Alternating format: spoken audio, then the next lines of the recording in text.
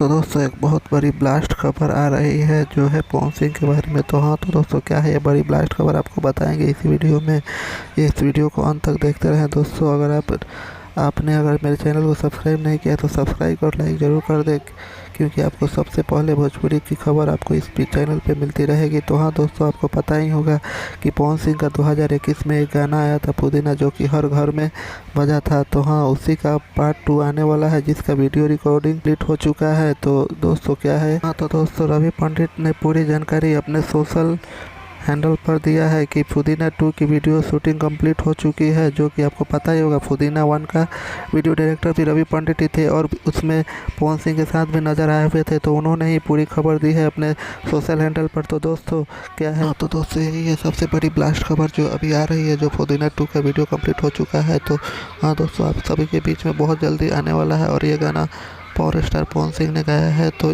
और इसमें अनुपमा यादव भी है। तो बात करें कब आएगा ये गाना, तो अभी इसका डेट फाइनल नहीं हुआ है, मगर ये गाना वेब म्यूजिक के यूट्यूब चैनल पर रिलीज होगा। तो दोस्तों आप सभी को इंतज़ार रहेगा कि कब आएगा। आपको अपडेट आपको देते रहेंगे। इस चैनल को सब्सक्राइब और लाइक ज़रूर कर दें।